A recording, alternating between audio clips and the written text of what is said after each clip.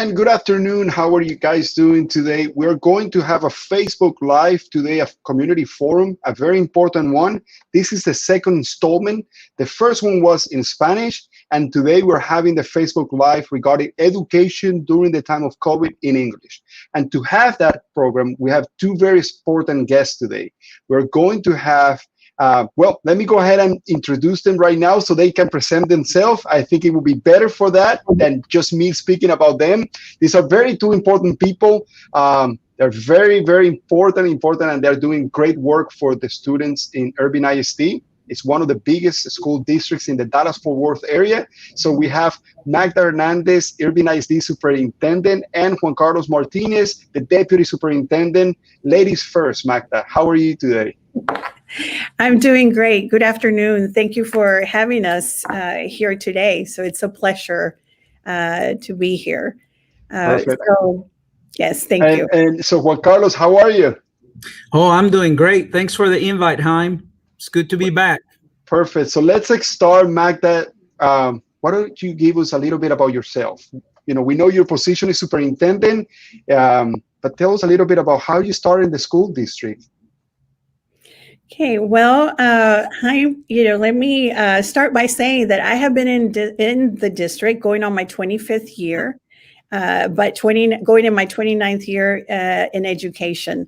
Wow. I started my career in IRVING ISD many years ago as a teacher's aide. I was a paraprofessional with the district and then became a bilingual teacher and decided to continue on my education and moved into campus administration, where I served at Townley Elementary, one of our campuses here. And then I had the opportunity to move up to central administration and have been serving in central administration roles from human resources, staffing coordinator, all the way to deputy superintendent of administrative services. And then now, the honor of serving and leading IRVING ISD as the first female superintendent.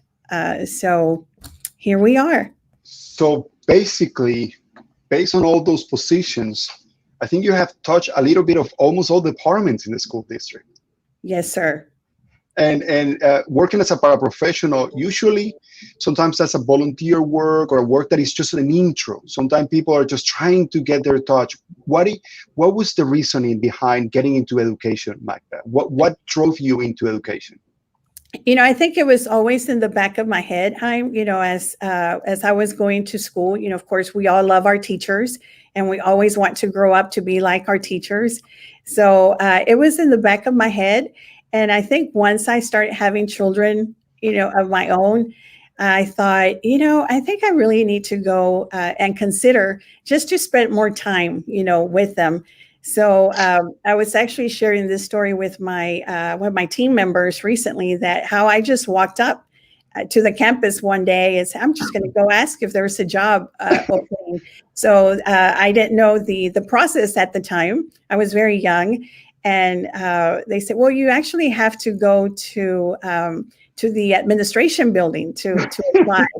So that's pretty much, you know, why I decided to move into it, because I loved education and I knew I had my children and it was going to give me an opportunity to spend more time with them as well.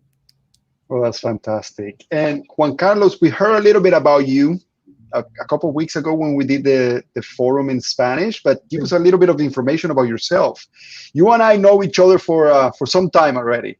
That's right. That's right. We have known each other for a few years. You have been a partner of the district in many different ways. You helped us develop the curriculum that we currently use for our law program at the Singley Academy. So your connections to the district have been of many years. I'm originally from Nicaragua. I came to the United States as an immigrant when I was about 16 years old. And I've been working in education for the past 25 years, and I'm going into about my 20th year now, 2 decades with the IRVING Independent School District. This has been my home, place where I have grown both professionally and as a person.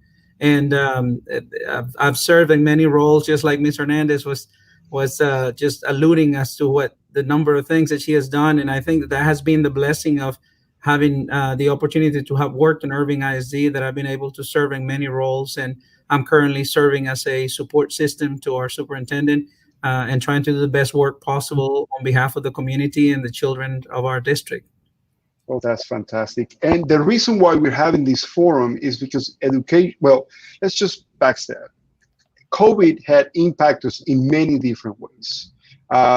March came and we thought that everything was normal. One day, I think for you guys was spring break, and spring break lasted, or stayed at home spring break. Then later on, teaching from home and learning from home lasted the rest of the school year. So what has been the impact of COVID? Because the reason why we're having this chat is we want to try to give as much information we can, not only for Irving ISD parents, but parents in general. So we're going to try to discuss many topics that have impact education during COVID and try to give some advice to some of the parents. And we are asking every single person who is watching us right now to please like, share, and comment. Give us your comments, give us your questions. But I think the main question right now to start this conversation is, what has been the impact of COVID with regards to education, changing from a face-to-face or in-person teaching to a new model that it was online 100%, and now a hybrid model with some students in person and some remote? Okay, so Chaim, yes, you mentioned, we were getting ready for our spring break, or what we thought would be our spring break. But, back March 12th, I remember that day like it was yesterday, although it's been a long time, that, we started hearing about districts that were shutting down for about 2 weeks, or prepared to shut down for about 2 weeks because of COVID. So Irving ISD has always been very advanced with technology. We were one of the first districts that started the one-to-one program with laptops for our high school students. So we have great technology already, had technology already in place for our students and our teachers. All our teachers have laptops. So right when we started hearing, definitely I met with my team, my leadership team. I said, we have to be ready just in case we have to close during spring break and we can't come back. We have to be ready. Mm-hmm. So I'm going to tell you, Chaim, in a matter of 24 hours or less, the team got ready. We prepared lessons for our students to be ready for to have at least 2 weeks, of curriculum for them to be ready. Talk to the principals, our campus administration, so the teachers could be ready and take their work, their laptops. The students were ready to take their work home, and sure enough, March 12th, I had our first meeting with the commissioner, our commissioner of education. Okay. And pretty much gave us the news that if we had COVID spread in our community, that we would have to consider extending our time away. So, closing time, I have to tell you, as a superintendent and anyone in this role, anyone in education, that has been the hardest decision we've had to make, because we know that for many students and our parents, school is, oftentimes their safe place. This is where they get to see their friends and everyone. So, we felt that we were ready to tackle it, from that standpoint, because we prepared with a very limited time. But since then, of course, we've had numerous calls with the Commissioner of Education, local health authorities, government officials. It was nonstop. Our leadership team had to work around the clock during the summer to provide options, for our families. And as you know, we have started our instruction. We started remote instruction starting August 17th. So we've been doing remote instruction since then, and then we began the in-person September 8th. But we're definitely, COVID has changed education. like no other. We never thought in our education experience that we would be facing this challenge. We always say a challenge, but it's an opportunity. It's giving us an opportunity to just look at education kind of like an X-ray, just to see what are some things that, we used to say were not possible are now possible, for our students and in our community. So we definitely learned a lot, over the spring, which made us, really look at what will be the best learning management system for our students, because we had to continue to provide a robust curriculum for them. So, our district had to pivot, like many other districts, Yes. To move pretty fast. And, it was in a matter of within a month that we were able to have the learning management system in place, and then provide numerous training for our teachers, for our students, and even our parents. So as you can tell, it's just been a monumental task for everyone, for the IT department. It was very important for us to have a great infrastructure when it came for technology, so it could support what we had to do for our students. So, definitely we've changed, COVID has changed the game in education, which is why in Irving we're game changers, because our teachers have changed the game. And, so that's pretty much in a nutshell how it's changed education for us. Well, Mike, that you mentioned something that I want to go back into what you were explaining a moment ago. There have been a lot of challenges, but you say that these challenges can be converted into opportunities. If I'm rephrasing you right, online education is that big gorilla in the room where we were for secondary education, university and graduate programs. Online learning has been there for years and decades. But when we talk about our second graders, our first graders, our fifth graders, the model is the in-person. That was the model that we had, as you mentioned. One day you have to start changing the way that you see education. So with regards to online education, what has been those new technologies, new opportunities that have created? Because there is a lot of parents that feel that online education, we know it's not a substitute for in-person, but it's there to also assist, correct? Correct. And you're right, Chaim. I always say there's nothing like human interaction. Our teachers definitely miss the interaction with our students, but the opportunities I see even from K, starting from kinder through 12, all of our students are on this online platform. Okay. So the opportunity that I see for them is we're already preparing them for college and beyond, because you said the online education was mostly for higher education. Yeah. So our students are being prepared for that. It has also allowed us or given us the opportunity for even our parents, to participate more so. We always struggle with parent involvement. Just the opportunities for training that we've had for them. They're able to log on, and we do feel that they probably feel more comfortable being behind the screen than in person. But we see, they're busy. Some of them work 2 jobs, and they don't have time to come home and go to the school for another meeting. So our teachers, our administrators have made all kinds of opportunities for our parents to have their meetings, meet the teacher, through the technology.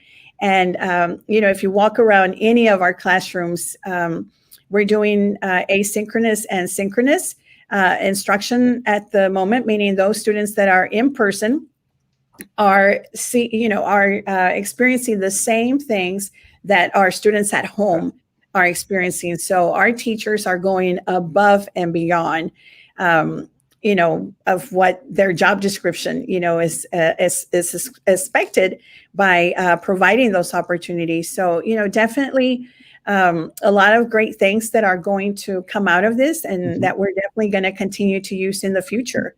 We saw that with our pre-Ks, those little ones that have never been to school.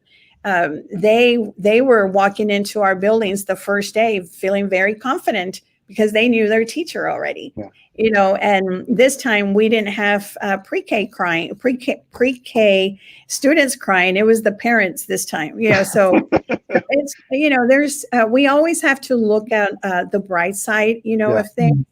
And there's definitely some great things that even our principals have seen. They're like, oh, we're definitely going to keep that. We're definitely going to do that. So it's given us an opportunity to really see, what are some things that we were doing that probably we don't even need to do anymore, because, and we always say everything happens for a reason. And although the pandemic is not what we wanted, but it has given us an opportunity to really rethink what we do.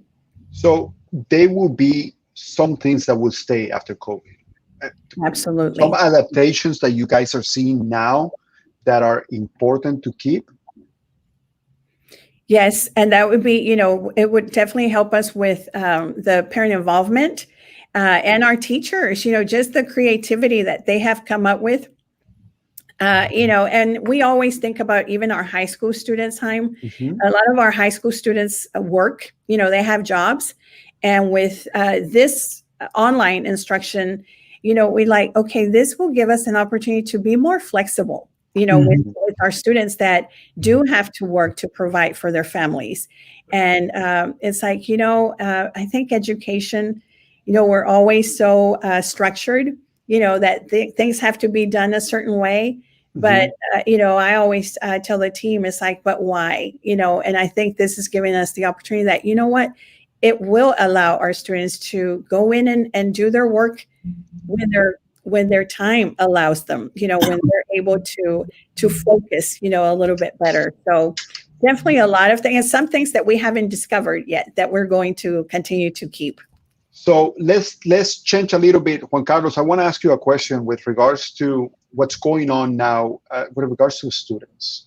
One of the concerns that we have, and one of the questions that it was posed, before this chat, was the psychological consequences that children may have during this pandemic, and what is the school authorities recommending? And I think that these psychological consequences are not just the learning consequences, the different, but as you say, the schools has served in the past, and you mentioned something where the safe zone, the safe place for many of our kids is the school. And they're coming at school with a lot of things that are happening in their life. So we have now the pandemic, and we might have some of the interactions at home that are also creating a stress. And these kids might be coming into the classrooms with some kind of psychological effects. Are we seeing any of these psychological consequences already in these kids? And what kind of recommendations are you guys being able to give to parents to be able to start handling some of these issues? Thanks for the question, Haim. I think it's undeniable the impact that isolation, the impact that limitation on movement has had over the last 7 to 8 months that the pandemic has been hitting the country, and more so in adults. We're seeing it in adults big time. I mean, the superintendent and I were just discussing that earlier in the day. The psychological, emotional impact is not only on the kids, but is also on the adults. But one thing, though, the question was directed towards kids. Kids are resilient. And one thing that we have always learned is that it sometimes is a lot more difficult for us as adults to cope with changes and things like that than it is for children. However, the lasting effect, it can be something that has to be learned to be managed. We have in our district a program that has been rolled out since last year, and we're continuing to implement it even right now when we're doing a lot of remote instruction, and that is called our social emotional learning platform and curriculum. One of the things that we realize is that schools have been at the social heart of the interaction of children. Many of our children are coming back to face-to-face instruction because, a lot of our growth and emotional growth and social growth that takes place through the school system. And so we have gone through great lengths, making sure that our counselors and even our teachers are incorporating elements of social emotional learning into the lesson planning and delivery that is taking place. A lot of the topics of conversation, our teachers going above and beyond just teaching the lesson, but also having conversations with the students about how are you feeling, Okay. how are you coping, what are some of the things that you're doing at home in order to de-escalate the level of tension that there might exist, and just being able to get the kids to articulate how it is that they're feeling. I remember the last time we talked about that a lot because parents are stressed out. Yeah. Also, parents are having to become teachers, and many of them, Mhm. this is the first time that they are having to experience the learning and the fashion that they are experiencing it. And so frustration might set in. So it is important for parents and it is important for adults to be aware of the fact that just as they are being stressed and being pushed to the limit, so are the children. And so it is important to find the escalation techniques and to find Okay. times within the days when there's downtime for them to be able to relax, to breathe some fresh air, to move away from the computer. But more than anything, having conversations. It is important that parents are having conversations with their students, such as our teachers are having Okay. conversations with our students, with the students, in order to make sure that they have a venue and a way to articulate how it is that they are feeling.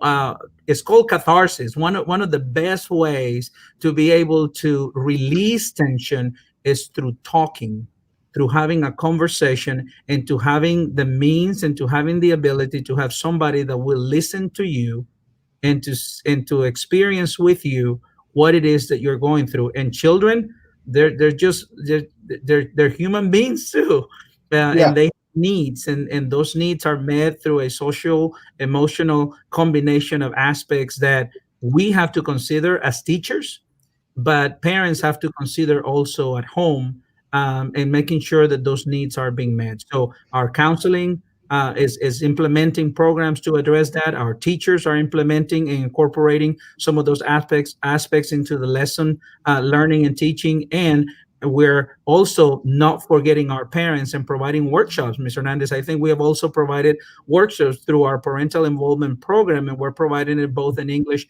and Spanish to equip the parents with techniques and skills to be able to cope as well with the situation that they are having to go through at home.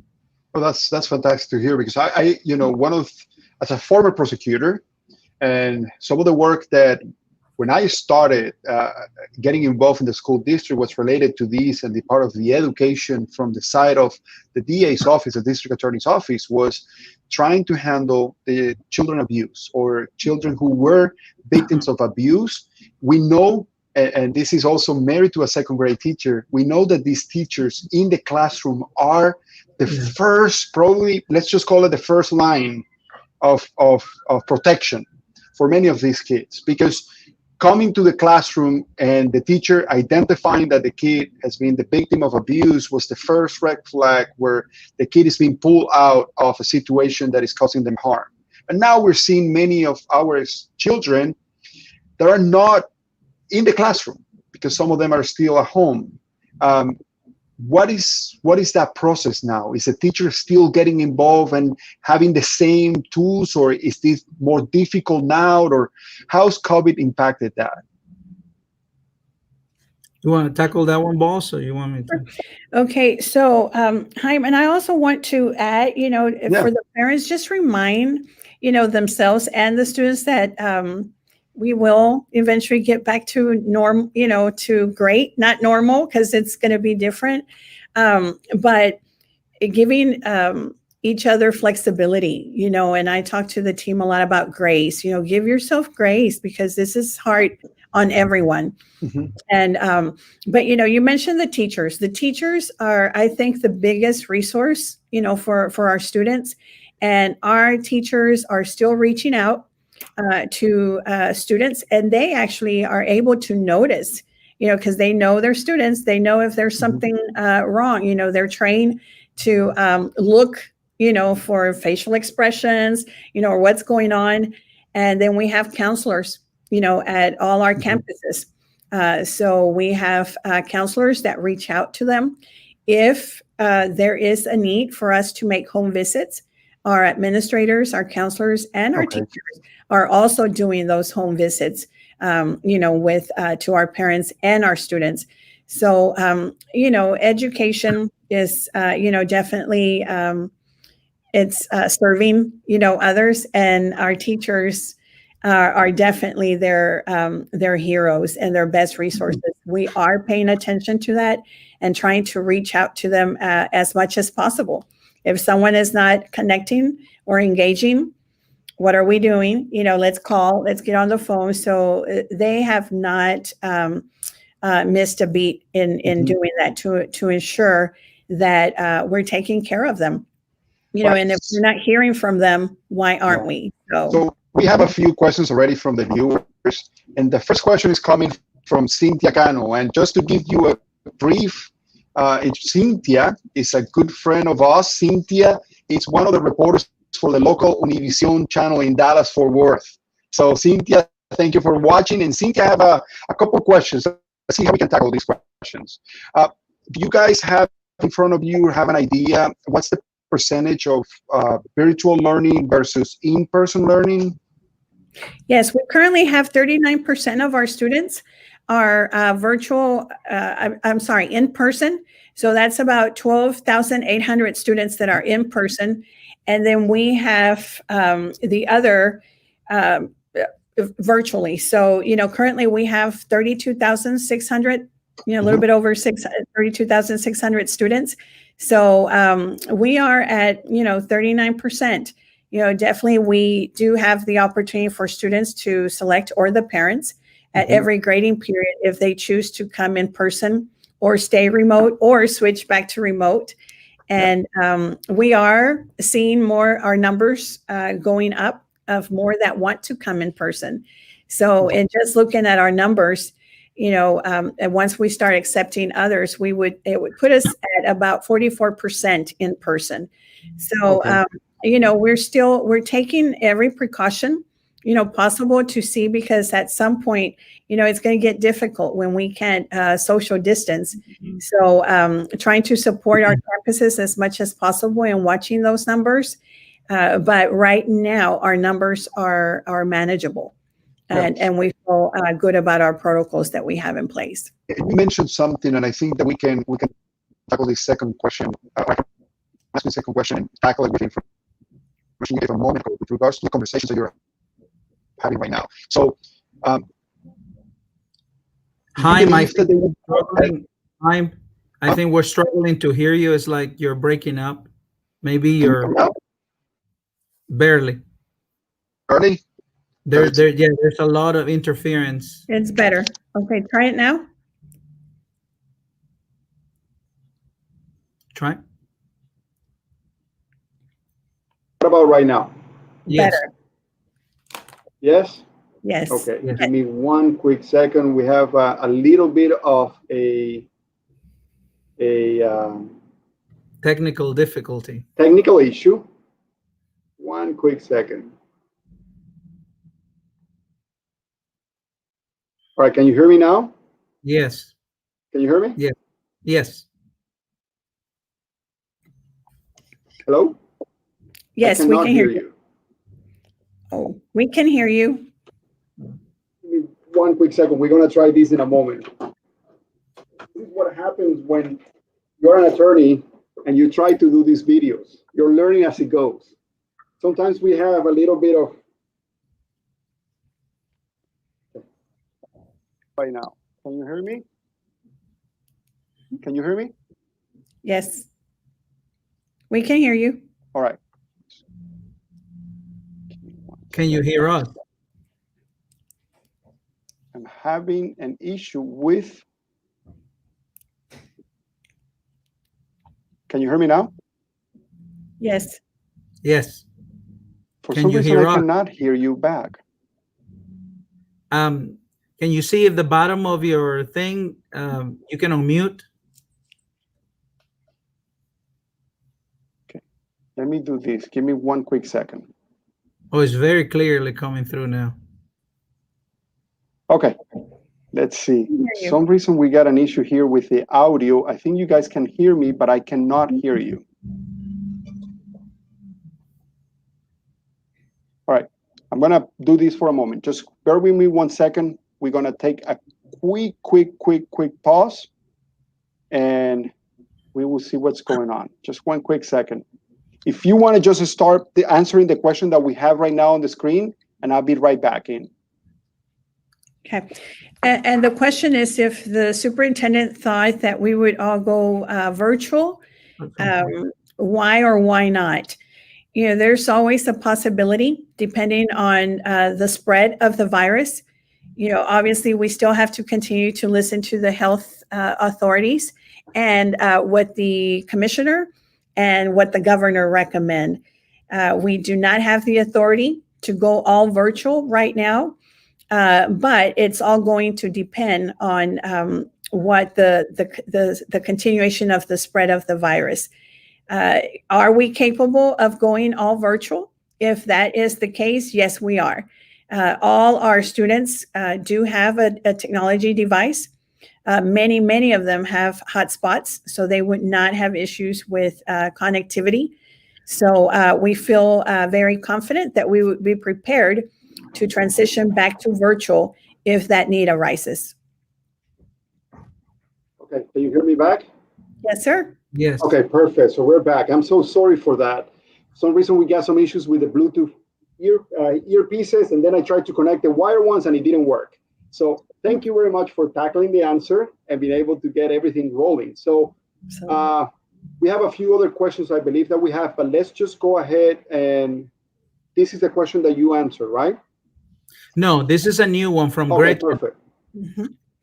Okay. You want to answer that one, Dr. Martinez? Yes, it says, what if a student tests positive? Are the students in the class all sent home to be self-isolated? I have heard nothing is being done. Well, I don't know where you got that information from, Gretchen, but let me reassure you of this. If we have protocols in place that follow the CDC guidelines, which is from the government, and if we have a student that has been in close contact with other students and there is a test that is proven positive with COVID-19, students will be asked to self-quarantine for a period of 14 days prior to them being able to return to class. Perfect. So I think a lot of the concerns in this might come from there are some school districts that they might not have all the policies in place. And the question from Gretchen might have come from a school district that we might not know what the policies are. So basically in IRVING ISD, and if you're a parent who are not in a school district, like what you mentioned right now with IRVING ISD, what is the recommendation that we can give the parents so they feel that their kids are protected? Okay. Well, Chaim, you know, of course, we have to follow, you know, CDC guidelines and the local, you know, authorities. So for us, you know, and of course, you know, this is something that the parents can ask, you know, if they're not specific to Irving. Mm-hmm. But, you know, if a student or staff member, you know, tests positive, there is a notification process, you know, that has to occur. We notify them. What we need, you know, for parents in general, you know, all over the Metroplex, especially here in the county of Dallas, you know, that cases are rising. What we ask is to do not send your students to school if they are experiencing symptoms or they have experienced symptoms and then they go and get tested and then you return to school. They cannot return to school until they receive their test results, because oftentimes what can happen is the student is tested and is sent back to school, and then 2 days later the test is positive. So, you know, we have to be very aware, you know, that we're still waiting on that test result. We can't expose the other students or even our teachers. So that is the protocol, you know, that we have. that once our employees, in fact, we encourage and we send out notification. If you're feeling any type of symptoms, you need to stay home. And some of them, do get tested, and they wait until the test result. You have to quarantine. The doctor should be advising the parents to, or of the students, to stay home until that test is, the results are back, because we want to limit the exposure of all the other students. So yeah. So you say that you follow the CDC guidelines, and if there's any changes on CDC guidelines, those changes are taken right away, right? yes. Yes, sir. Okay. So We have to update, our guidelines immediately as we receive new guidelines from CDC. Okay. Now, let me ask you a question. So when we were talking a moment ago, and we were mentioning regarding resources for parents, and we go back to the part where parents are now not just the parent who has to go to the parent-teacher conference, but also a parent who has to be actively involved with the online education. And we don't know what the future will be. Nobody really has the crystal ball to say when will COVID end, or when will be a normality where we go back to a full classroom, or whether we will go into a no virtual classroom. I think we will follow to hear what, just not only in the schools, but in the workplace, to hear what happens in the next coming weeks and months. But what are resources are available for parents? Juan Carlos, you mentioned a moment ago that there is some kind of workshops available. What a parent can do right now to be able to assist? And some of the parents relate the information in some of the questions that we had, that they fear their kids might be behind, or they might not be at the level. It might also be something where they're now more involved, so they get to see more of the part of the education that in the past they were not that involved in the teaching part. So what advice directly to resources, what can parents do as advice to help those kids in the classroom? I think one of the most important things is to rely on our teachers. By virtue of the teacher being very aware of the level of learning and acquisition of the kid, I think it's very important for the parent to reach out to the teacher. If additional resources are needed at home, the teacher is going to be the first line of defense in that regard. And then the teacher has access to a multiplicity of resources that can be allocated to parents. On top of that, I think at the end or throughout the session, we're gonna show you a portal that has all information pertaining to how the district has handled the situation related to COVID-19, where there is information for parents as well. And so there is a tab in there, and it provides the information in both English and Spanish. Staying safe together, that is precisely the slide that you're showing. But if you scroll down, the information is there for our parents to have at their fingertips, and it provides information on everything that has to do with working during the pandemic. But the first line of defense, once again, is the teacher. And so I would email the teacher, call the teacher, and we do have personnel in hand in order to be able to assist the parent if the parent needs translating services as well. Okay, so we discussed a moment ago, or before we start the show, we talk about another program that you guys are having, a virtual program. So can you tell me a little bit about these and what can benefit parents, and what's the purpose of this program? The virtual program, correct? Oh, the parent involvement program? Yeah. Is that what you're talking about? Mm-hmm. Okay. Mr. Hernandez, you want to tackle that one? Or you? Oh, okay. That's Go Irving. Yes. Yeah. Go Irving is slightly different. It is targeted towards parent and towards the rest of the community. Go Irving is an event that started taking place a few years back, and it's a showcase of everything Irving ISD has to offer. Irving has a multiplicity of programs that are available to our students. And the benefit that sharing that information with the community brings is that it makes it very appealing for our parents to understand the benefits of sending their kids to our school system. Unfortunately, because of COVID-19, we have pivot, like the superintendent just said, and we have switched our entire Go Irving program to an online platform. And what you're showing right now is the entire schedule of our showcase that is going to take place online. And so what we are encouraging all parents, that's going to take place Saturday, November 14th, and it's going to be from 9 to 11. Our parents are going to have the opportunity to see all the variety of programs that we currently are showcasing through Go Irving, and we'll be able to participate by asking questions and interacting with them. And we even have a portion in Spanish called Aquí y Ahora and Irving ISD, which starts at 10:30 in the morning. Perfect. So, with regards to that, one of the things that I wanted to ask you is, we go into the online education, but we have a lot of kids that are hands-on teaching and hands-on learning.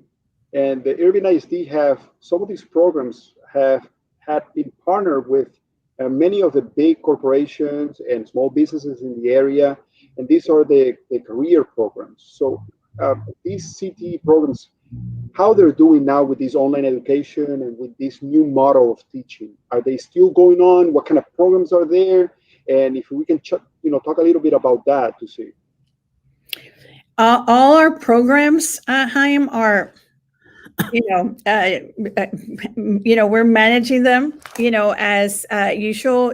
Definitely, we still have some that choose not to come, but I'll give you an example, just in the science, area. We have kits, our coordinators, our leadership team, they are preparing kits to take home so our students can still experience that hands-on learning. And, our students are still doing the veterinarian program at Nimitz. They're still, I think it's going to be a little bit more difficult for us to be able to do the internship programs with the businesses that we have.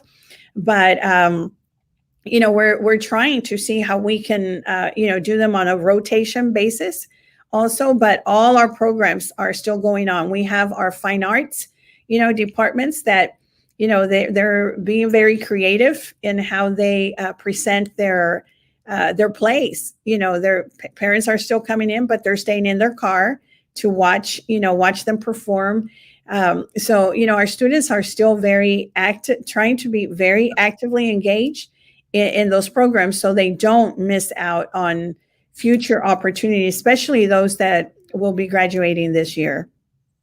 I think you were also referring to what we call our signature programs, which is our CTE programs.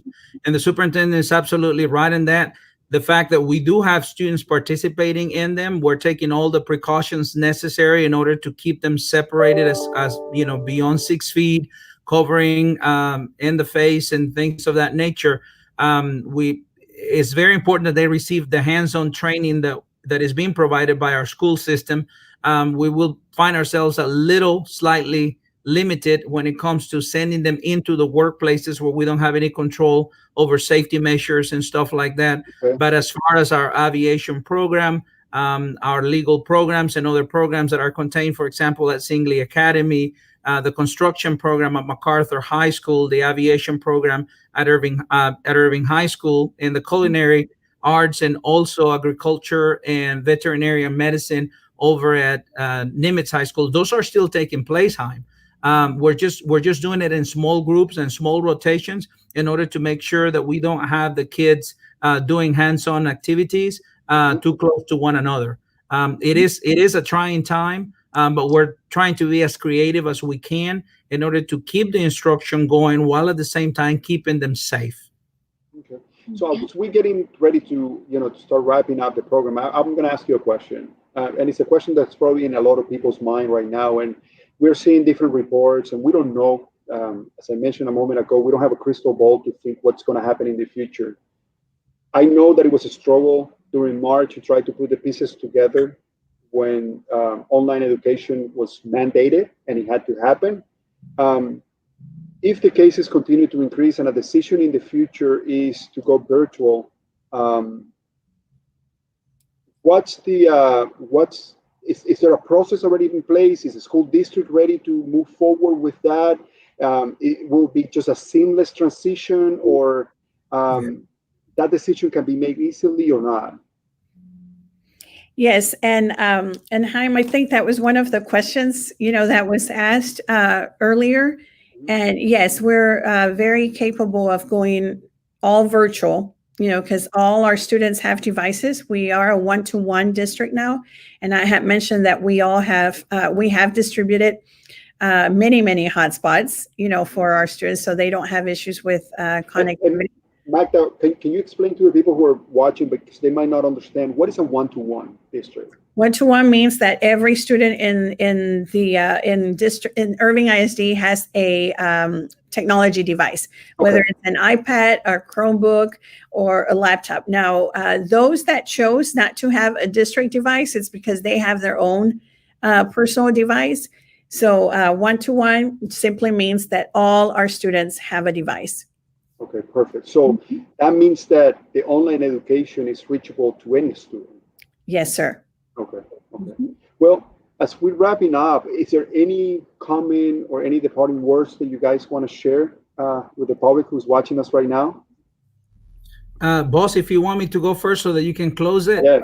I think I Yeah, want Juan Carlos here, where we say ladies last. to. I want to. She's the boss, so she Yeah. gets to close out the game.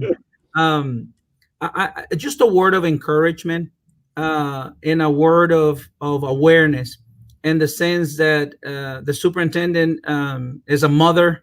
I'm a father. We have children. And we also know that we're entrusted with the most precious commodity that our families have, and those are their children. We are also entrusted by families to take care of their spouses, their children, their cousins, their relatives, in the form of our employees. We take that task seriously.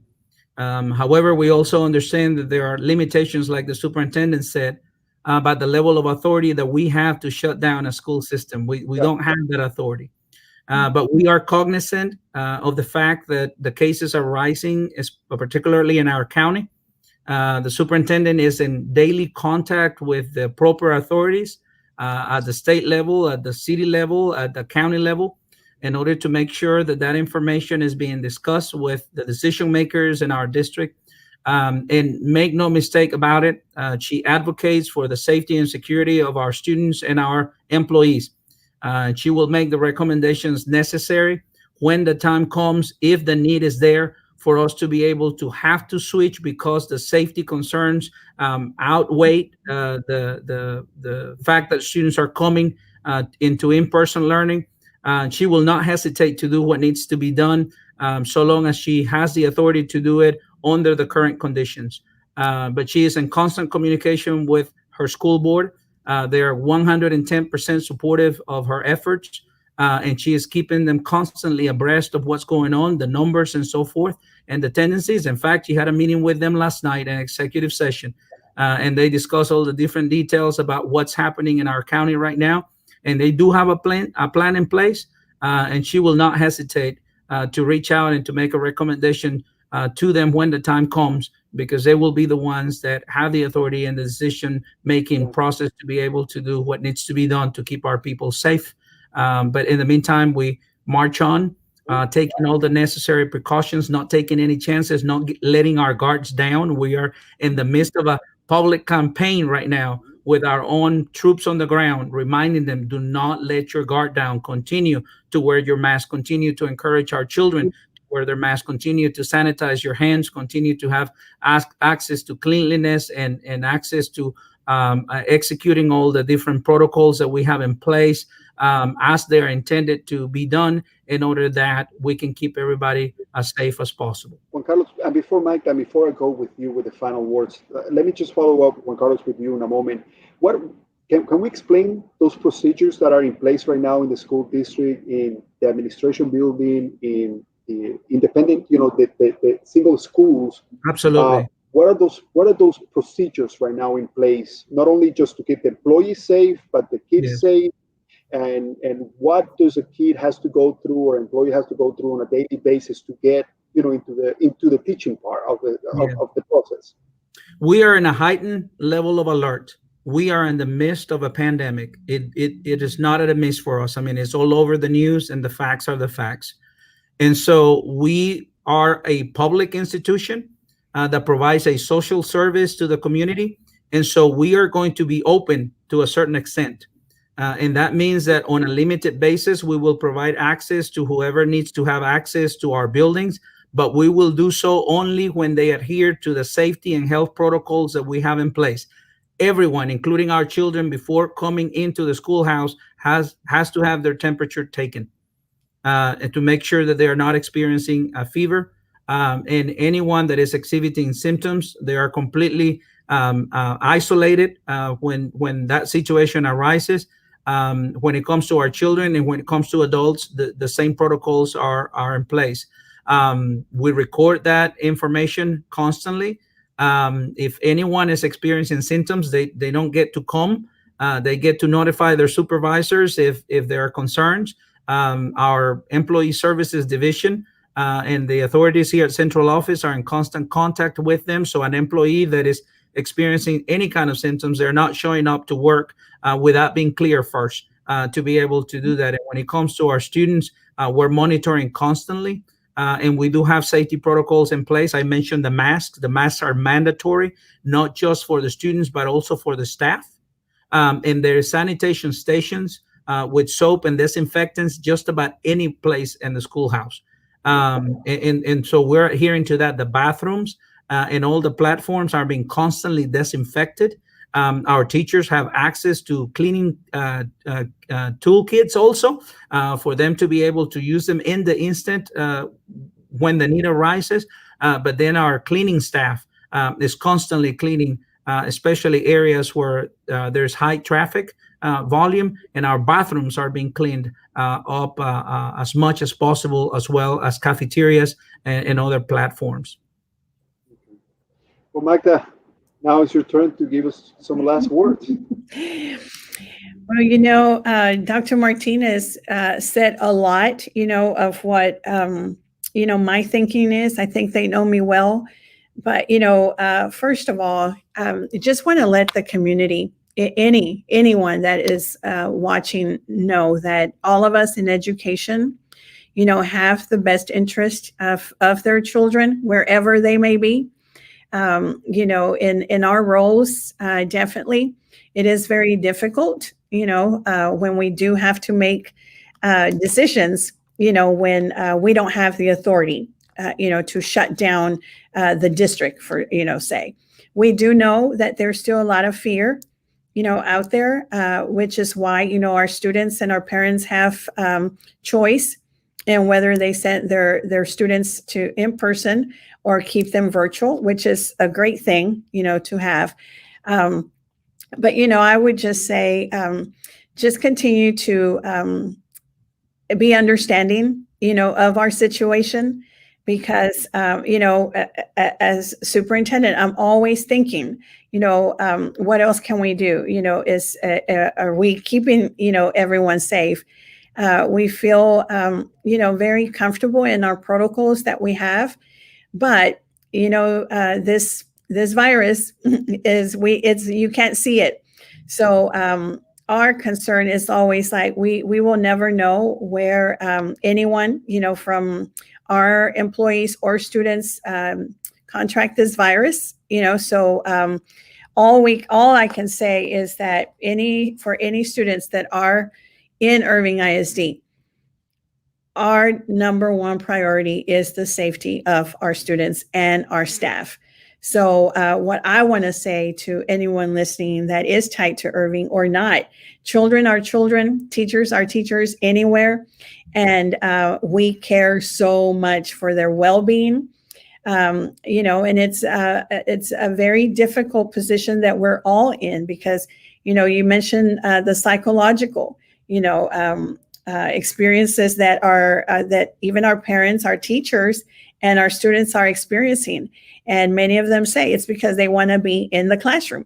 So, we are just know that we are trying to do our very best with what we have and what we can control. There's so many things that we can control. I tell the team, I wish I could just disappear this pandemic, but we can't. That's out of our control. But I just want to tell, our community, specifically, anyone listening here from Irving, many know me, many know my heart for my kids. I say they are my students and our teachers. We will continue to monitor the situation, and try to control what we can control as much as possible, until we have the authority, to do more with what we have, because it all depends what this virus continues to do for our community. But nothing that we're doing is, to hurt anyone. I can assure that. It's just the obligation that we have towards our students and our staff. So I'm very committed, to our students and to the education of them and the support of our parents. Just continue to reach out, to your campus, to your immediate campus, because everyone is hands on deck. Right now, I can assure you, everyone is hands on deck, meaning everyone is helping out. If they need food, we're distributing food, even on Saturdays here in Irving ISD for all our students. So the work is nonstop. So and once again, look on just the bright side. Just talk about the importance of washing your hands, wear your mask, social distance to the best possible way. Dr. Martinez mentioned that campaign that we're doing, because people tend to let their guard down because they feel comfortable, because they're tired. They're tired of the pandemic. They want to get back to living life, normal. But it's not normal. So we just need to continue to promote that, and just know that we're very committed to continue to keep our kids safe, and they need to be reaching out to us if they need any type of assistance.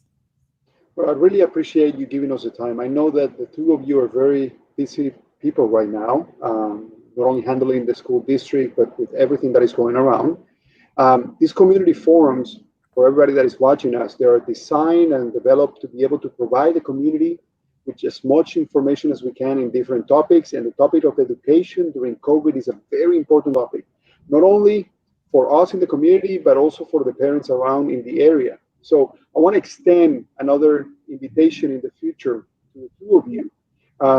When we get more information, if anything changes, to be able to continue informing the community about any possible changes that we have in the future, and for also to continue to give us information about what's going on in Irving ISD with all the kids in the programs.